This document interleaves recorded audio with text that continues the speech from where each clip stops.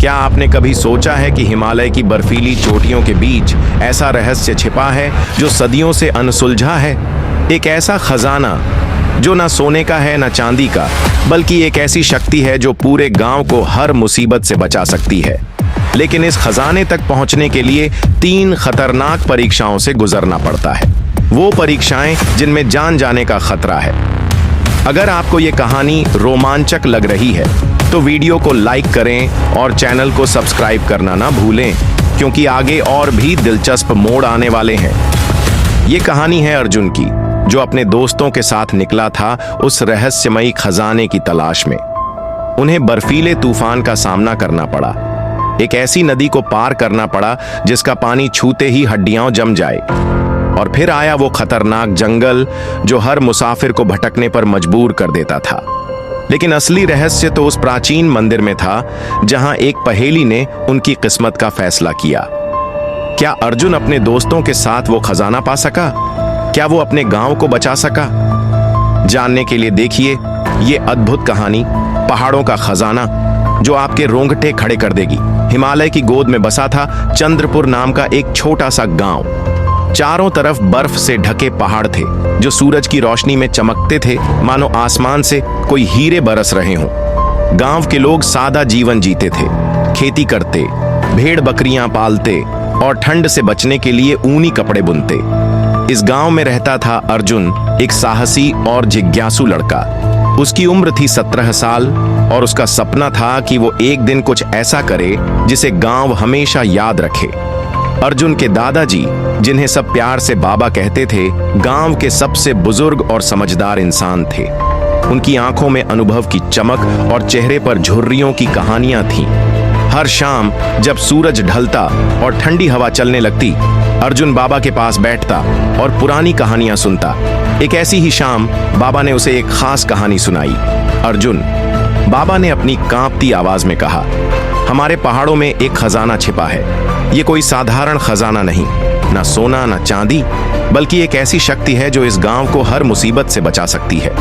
कई साल पहले उसने पूछा, बाबा वो खजाना कहाँ है?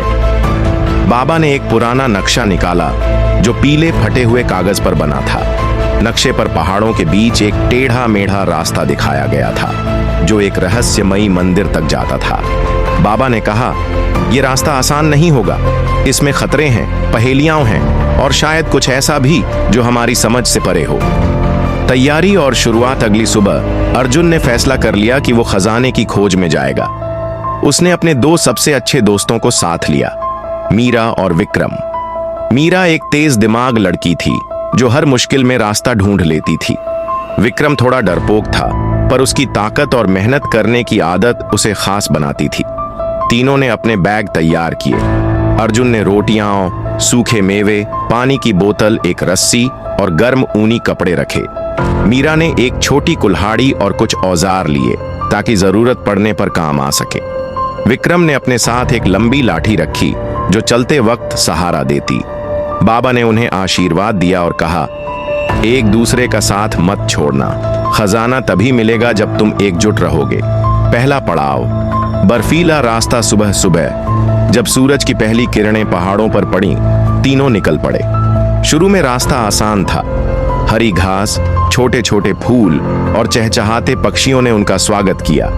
लेकिन जैसे जैसे वो ऊंचाई पर चढ़ते गए, मौसम बदलने लगा। हवा तेज हो गई और बर्फ के छोटे छोटे टुकड़े उनके चेहरों से टकराने लगे। दोपहर तक बर्फबारी इतनी तेज हो गई कि आगे का रास्ता दिखना बंद हो गया। विक्रम ने कांपते हुए कहा, अर्जुन, ये बहुत खतरनाक हो रहा है, क्या हमें वापस नहीं लौट जाना चाहिए? मीरा ने भी सहमति जताई, हवा और ठंड बढ़ती जा रही है, हम बीमार पड़ जाएंगे। लेकिन अर्जुन ने नक्शा निकाला और कहा, देखो, यहाँ पास में एक गुफा का निशान है, अगर हम वहां पहुंच गए तो रात आराम से काट सकते हैं, बस थोड़ा और चलो। कई घंटों तक वो बर्फ से लड़ते रहे। उनके जूते गीले हो गए और हाथ ठंड से सुन्न पड़ने लगे। आखिरकार सूरज ढलने से पहले वो उस गुफा तक पहुंच गए। गुफा छोटी थी, लेकिन हवा से बचाने के लिए काफी थी। विक्रम ने लकड़ियां इकट्ठी की और मीरा ने अपनी कुल्हाड़ी से उन्हें छोटा किया। अर्जुन ने आग जलाई और तीनों ने अपने हाथ सेंके। रोटियां खाने के बाद वो थक कर सो गए। रात को अर्जुन को एक सपना आया। एक बूढ़ा साधु उससे कह रहा था, खजाना पास है, पर 3 परीक्षाएं तुम्हारा इंतजार कर रही हैं। दूसरा पड़ाव, नदी का रहस्य। अगली सुबह सूरज निकला और बर्फबारी रुक गई। तीनों फिर से निकल पड़े। नक्शे के अनुसार उन्हें एक नदी पार करनी थी। दोपहर तक वो नदी के किनारे पहुंचे। नदी चौड़ी थी और उसका पानी इतना ठंडा था कि उसमें पैर डालते ही हड्डियां जम जाएं। नक्शे पर लिखा था, नदी को पार करो पर बिना गीले हुए। विक्रम ने कहा, यह कैसे हो सकता है? कोई नाव नहीं है और तैरना तो नामुमकिन है। मीरा ने आसपास देखा और कहा, शायद कोई पुल हो। अर्जुन ने दूर तक नजर दौड़ाई और एक टूटा हुआ लकड़ी का पुल देखा। वो सालों पुराना था और उसकी आधी लकड़ियां गायब थीं। तीनों ने फैसला किया कि वो इसे ठीक करेंगे। मीरा ने अपनी कुल्हाड़ी से पास के पेड़ों से लकड़ियां काटी। विक्रम ने अपनी ताकत से उन्हें उठाकर पुल तक लाया और अर्जुन ने रस्सी से लकड़ियों को बांधा। कई घंटों की मेहनत के बाद पुल तैयार हो गया। वो सावधानी से उसे पार करने लगे।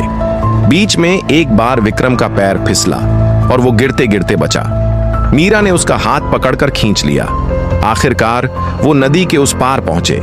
अर्जुन ने हंसते हुए कहा, लगता है पहली परीक्षा पास हो गई। तीसरा पड़ाव, जंगल का भूल भुलैयांदी पार करने के बाद वो एक घने जंगल में दाखिल हुए। यहाँ पेड़ इतने करीब करीब थे कि सूरज की रोशनी भी नीचे नहीं पहुंचती थी। नक्शे में लिखा था, जंगल के भूल भुलैया से गुजरो। रास्ते कई थे और हर रास्ता एक दूसरे से मिलता जुलता था। विक्रम ने कहा, अगर हम गलत रास्ते पर गए तो भटक जाएंगे। मीरा ने एक तरकीब सोची। उसने अपने बैग से एक लाल धागा निकाला और कहा, हम इसे पेड़ों पर बांधते चलेंगे।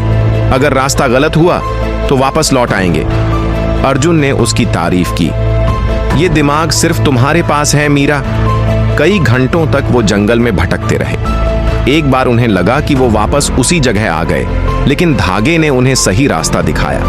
रात होने से पहले वो जंगल से बाहर निकले। सामने एक ऊंचा पहाड़ था और उसके ऊपर मंदिर की छाया दिख रही थी। चौथा पड़ाव, मंदिर का द्वार। अगले दिन सुबह वो मंदिर तक पहुंचे। मंदिर पुराना था, पत्थरों से बना और उसकी दीवारों पर नक्काशी थी। दरवाजे पर एक पहेली लिखी थी, मैं वो हूं जो हर जगह है पर मुझे छू नहीं सकते।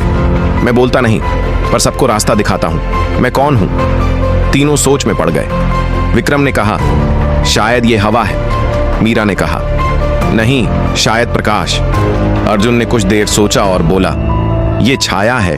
छाया हर जगह होती है पर उसे छू नहीं सकते। उसने छाया शब्द जोर से कहा और दरवाजा खुल गया। खजाने का मिलना मंदिर के अंदर एक बड़ा हॉल था। चारों तरफ दीवारों पर चित्र बने थे, पहाड़, नदियां और साधुओं की तस्वीरें। बीच में एक चमकता हुआ हीरा रखा था। जैसे ही अर्जुन ने उसे उठाया, हवा में एक गूंज हुई और वहीं साधु उनके सामने प्रकट हुआ। उसने कहा, तुमने 3 परीक्षाएं पास की, हिम्मत, समझदारी और एकता। ये हीरा इस गांव की रक्षा करेगा, इसे संभालो। वापसी और खुशहाली। तीनों खुशी खुशी गांव लौटे। रास्ते में उन्हें भूख लगी तो उन्होंने जंगल में कुछ जंगली फल खाए। गांव पहुंचा अर्जुन ने हीरे को बाबा को दिया। बातें पहुंचते शाम हो गई। बाबा की आंखों में आंसू आ गए। उस दिन से चंद्रपुर में कभी सूखा नहीं पड़ा, ना कोई बीमारी आई। लोग कहते हैं कि वो हीरा आज भी गांव के मंदिर में रखा है और उसकी चमक चंद्रपुर को रोशन करती है। अगर आपको ये कहानी पसंद आई हो तो वीडियो को लाइक करें, अपने दोस्तों के साथ शेयर करें और चैनल को सब्सक्राइब करना ना भूलें। ऐसी ही रोमांचक कहानियों के लिए बेल आइकन दबाएं ताकि आपको हमारी हर नई कहानी की नोटिफिकेशन सबसे पहले मिले। धन्यवाद।